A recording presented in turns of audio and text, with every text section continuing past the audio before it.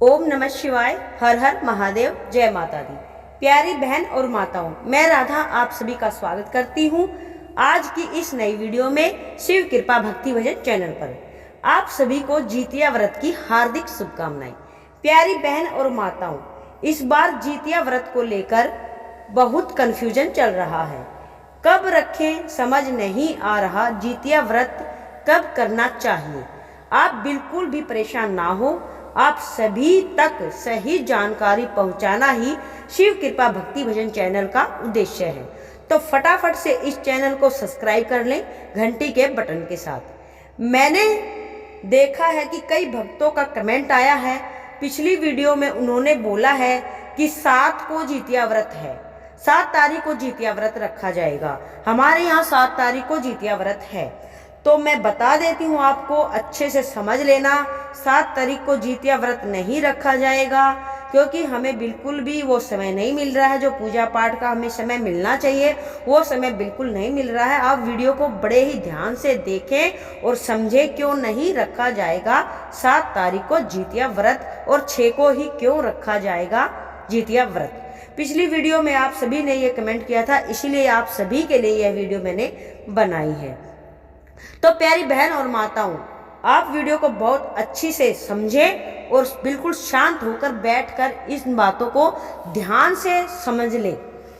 जिन्होंने पिछली वीडियो को नहीं देखा है वह भी पिछली वीडियो जरूर देखें, क्योंकि उसमें हमने शुभ मुहूर्त और सप्तमी, अष्टमी तिथि, नवमी तिथि कब से कब तक है, पारण का शुभ मुहूर्त क्या है, पूरा विधि विधान हमने बता दिया है। अगर आपने वो वीडियो नहीं देखी है तो आप वो वीडियो भी आप जरूर देख लें। देखिए, यह व्रत बहुत ही कठिन होता है और साल में एक बार ही आता है, तो आपका व्रत किसी भी तरह से खंडित नहीं होना चाहिए। तो ये वीडियो आप पूरा देखें, इस वीडियो को पूरा देखें और समझें। आइए जानते हैं कि अब की बार कब रखा जाएगा जीतिया व्रत। संपूर्ण जानकारी क्या है मैं बता देती हूँ आपको। 7 तारीख को ही रखा जाएगा जीतिया व्रत, और क्या है सही विधि ये भी आप जान लो, नियम क्या है ये भी आप जान लो। मैं बता देती हूँ आपको, बिल्कुल भी परेशान ना हो, बिल्कुल भी कंफ्यूज ना हो, बिल्कुल भी संशय में ना रहे। अब की बार संशय बन रहा है बहुत कि भक्तों ने कहा कि व्रत तो 6 को रखें या 7 को रखें, हमें बिल्कुल समझ नहीं आ रहा है, हम क्या करें। देखा जाए तो उदय तिथि तो 7 अक्टूबर को अष्टमी तिथि की है, लेकिन उदय तिथि के अनुसार हम व्रत नहीं रख सकते हैं क्योंकि 8:08 तक ही अष्टमी तिथि है, उसके बाद नवमी तिथि हो जाएगी। और इस व्रत में जो विधान है अष्टमी तिथि को पूजा का, वो हमें 7 तारीख को नहीं मिल सकता, किसी भी वेश में हमें नहीं मिल सकता है। तो अब जान लो, लेकिन हम 7 तारीख को व्रत बिल्कुल नहीं करेंगे, भले ही उदय तिथि हो। ये आप समझ ले क्यों नहीं करेंगे, बहुत आसानी से समझे, ध्यान से समझे, बिल्कुल बारीकी से आपको मैं बताऊंगी इसके पीछे का कारण क्या है। आइए जान लेते हैं सही समय और नियम, कब करना ज्यादा सही होगा जीतिया व्रत। देखिए, जीवित पुत्री का व्रत अष्टमी तिथि को रखा जाता है, ये तो आप सभी लोग जानते हैं कि यह अष्टमी तिथि को रखा जाता है। निर्जला व्रत वैसे तो ये 1 दिन का होता है, पर इसके नियम बड़े कठिन हैं। इसके नियम 3 दिन तक माने जाते हैं, 3 दिन तक इसके नियम रखे जाते हैं। तो 3 दिन के इस नियम को आप बिल्कुल अच्छे से करें, इसीलिए बार बार कहती हूँ इस वीडियो को बिल्कुल ध्यान से देखें। विशेषकर यह त्योहार यूपी और बिहार, झारखंड में मनाया जाता है। हम आपको इसमें सही नहाए खाए से पारण तक का शुभ मुहूर्त बताएंगे, लेकिन व्रत आप अपनी पारंपरिक परंपराओं के अनुसार ही करें, क्योंकि समय हम बताएंगे, किस समय क्या करना है वो सब हम बताएंगे। आप अपने परंपरा के अनुसार इस व्रत को करिए और रखिए। अपनी सास से जाकर सभी अच्छे से समझ लें, सभी नियम को अच्छे से जान लें। आप परिवार में किसी भी बड़े बुजुर्ग से पूछ लें, अगर सास नहीं है तो आप किसी बड़े बुजुर्ग से पूछ लें, अपनी परंपरा के अनुसार यह व्रत किया जाता है। देखिए, अष्टमी तिथि को किया जाता है यह व्रत अश्विन मास के कृष्ण पक्ष की अष्टमी तिथि को जितिया व्रत पड़ता है। लेकिन 6 अक्टूबर को उदय तिथि में अष्टमी नहीं है, तो इसीलिए कई भक्त कंफ्यूज हो रहे हैं कि उदय तिथि में अष्टमी नहीं है। लेकिन आपको हम बता देते हैं, इसमें उदय तिथि का अष्टमी का मान्य नहीं होता है। वो आप जाने कि ऐसा क्या है। फिर भी 6 तारीख को ही व्रत रखा जाएगा। जी हाँ, बिल्कुल, उदय तिथि ना होकर भी ये व्रत 6 तारीख को ही रखा जाएगा, क्योंकि अष्टमी तिथि शुरू होगी 6 अक्टूबर सुबह 6:38 पर। यह तिथि सुबह 6:38 पर शुरू हो रही है, तो अष्टमी तिथि के बीतने पर ही व्रत खोला जाता है, यानी व्रत का पारण किया जाता है। अब समझ ले ध्यान से ये बात कि जो जितिया व्रत की संध्या की पूजा का समय है वो शाम को 6 तारीख को ही पड़ रहा है। इसमें उदयकालीन का महत्व के बजाय जो संध्या का पूजा का मुहूर्त होता है, जो समय होता है प्रदोष काल का, वो सबसे ज्यादा मान्य है। संध्या काल का जो जीवित वाहन भगवान की पूजा का जो मुहूर्त होता है, जो समय होता है, वो शाम का ही होता है। जी हाँ, अरियार परियार और की पूजा होती है। नदी या तालाब के किनारे जा करके संध्या काल में अष्टमी तिथि का होना अनिवार्य है। अरिहार परिहार की पूजा होती है संध्या काल में।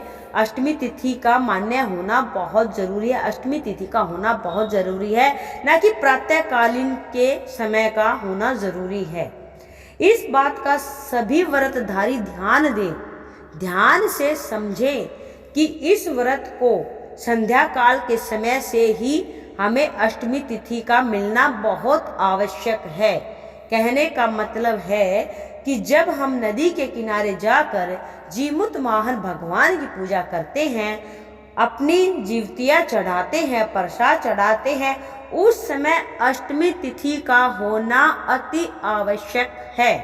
और यह मुहूर्त जो अष्टमी तिथि का पूजा का प्रदोष काल का है, वह हमें सिर्फ 6 तारीख को मिल रहा है, ना कि 7 तारीख को। 7 तारीख को मैं बता देती हूँ आपको, अष्टमी तिथि समाप्त होकर नवमी तिथि की शुरुआत हो जाएगी। तो यह व्रत हमें नवमी तिथि को नहीं करना होता है, यह अष्टमी की तिथि को ही करना होता है। इसीलिए 6 तारीख को ही व्रत रखा जाएगा।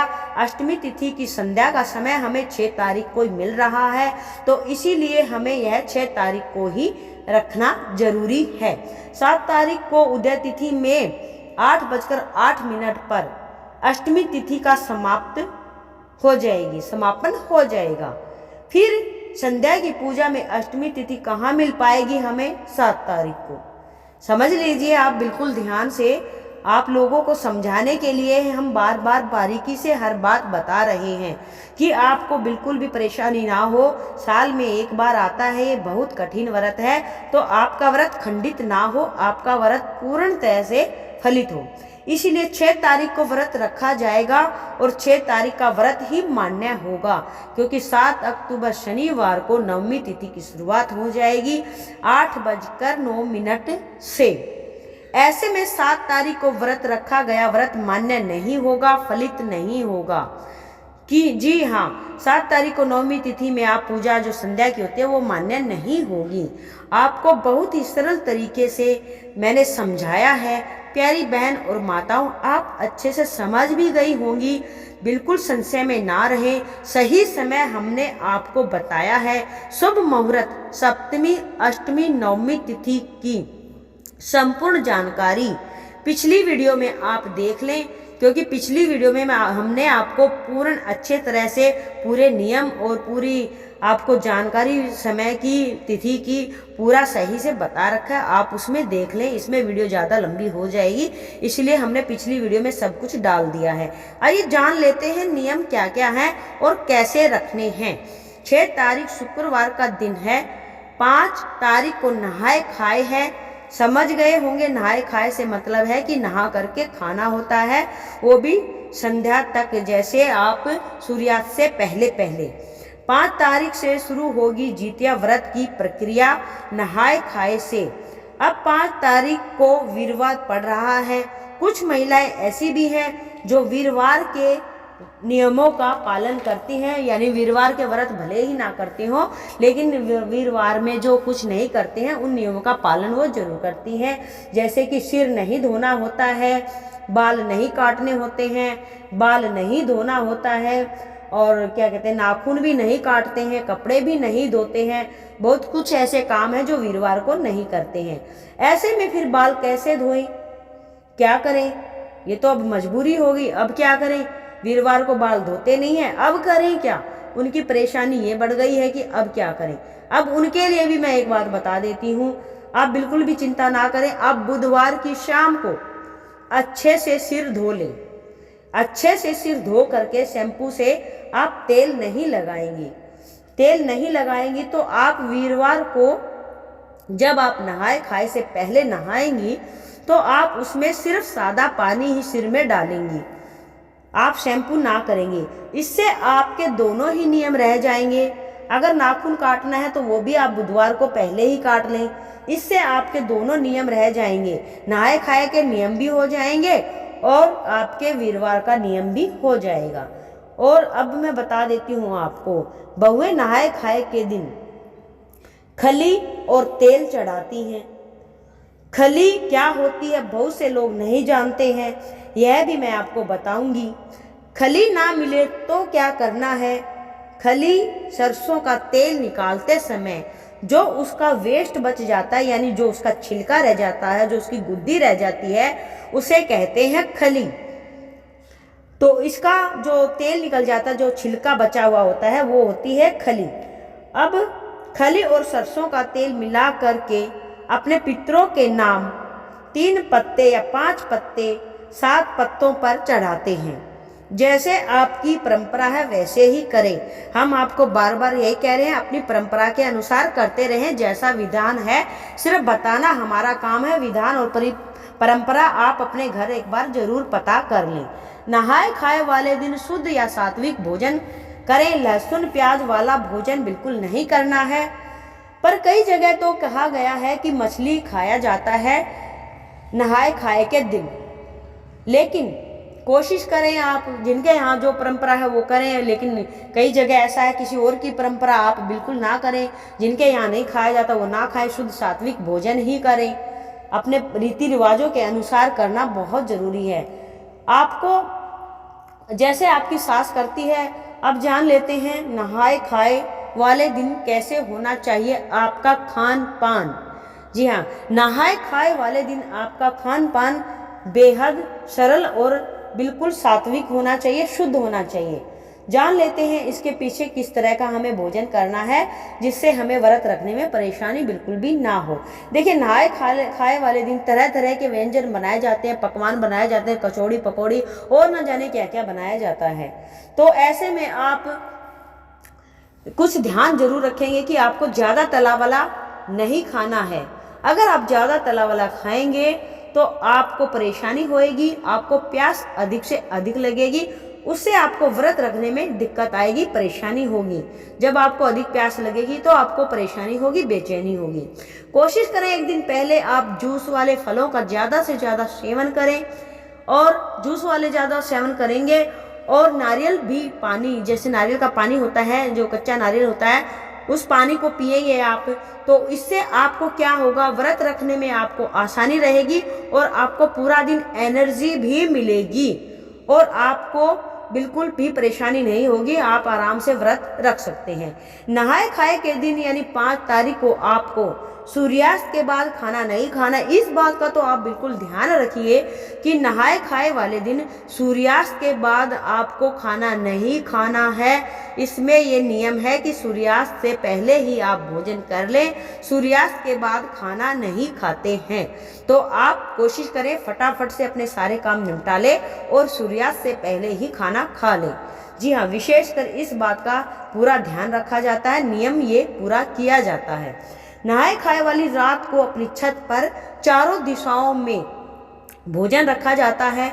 यह खाना ज़्यादातर तो चील और सियारों के लिए ही होता है, जिनको अष्टमी के दिन हम पूजा करते हैं। अष्टमी के दिन सुबह नहा लेते हैं जल्दी से। अष्टमी के दिन बिहार में सभी व्रतधारी दही और चूड़ा नोनवा के पत्तों पर चढ़ाते हैं। सुबह अष्टमी के दिन फटाफट से नहा ले और आप ये प्रक्रिया भी करें। पत्तों पर चढ़ाने का मतलब है चील सियारों के लिए निकाला जाता है, यह भोजन और अपने पूर्वजों के लिए निकाला जाता है। अब जान लेते हैं खली और तेल कैसे चढ़ाएं।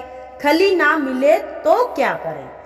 अब जान लेते हैं खली तो अब मिलती नहीं है देखा जाए तो, और मिल भी जाए तो ये कहाँ मिलती है ये भी मैं बता देती हूँ आपको। यह मिलेगी जहाँ पशुओं का चारा मिलता है, ये वहाँ मिलेगी उस दुकान पर। लेकिन आसपास ये नहीं है कि दुकान हो, तो अब क्या करें, ये तो चिंता हो गई। आप चिंता में बिल्कुल भी ना पड़े, आप सबकी चिंता दूर करना ही हमारा काम है। आप सरसों के दाने लेंगे और सरसों के दानों को अच्छे से मिक्सी में ग्राइंड कर लेंगे, तो यह आपकी हो गई खली तैयार। लेकिन अब कई लोगों के पास गांव भी है, मान लो मिक्सी ना हो तो क्या करें। अब क्या करना है, आपको सरसों के दाने लेने हैं, किसी बर्तन में आप उनको कूट ले, जैसे आप लहसुन कूटते हैं इस तरह से कूट दे। फिर वो आपकी लुगदी सी तैयार हो जाएगी, वो आपका पेस्ट सा तैयार हो जाएगा। ठीक है, तो आप उसको अच्छे से कूट ले। फिर आप कूट करके किसी बर्तन में थोड़ा सा सरसों का तेल ले करके इसको मिला लें। आपका खली वाला नियम भी पूर्ण हो जाएगा। फिर आप जिस तरह से चढ़ाते हैं वैसे ही आप इसको करें, क्योंकि व्रत कोई भी हो, यह व्रत इतना कठिन है, कोई भी नियम छोड़ा नहीं जाता है, नियम पूरे किए जाते हैं। जैसे तैसे भी करो, नियम पूरे किए जाते हैं, तभी व्रत पूर्ण तरह से सफल होता है, फलित होता है। ये तो हो गया आपका खली वाला तेल वाला विधि। अब जान लेते हैं पारण करते समय कि पारण कब करना है, पारण हमें किस समय करना है और क्या होगी सावधानी।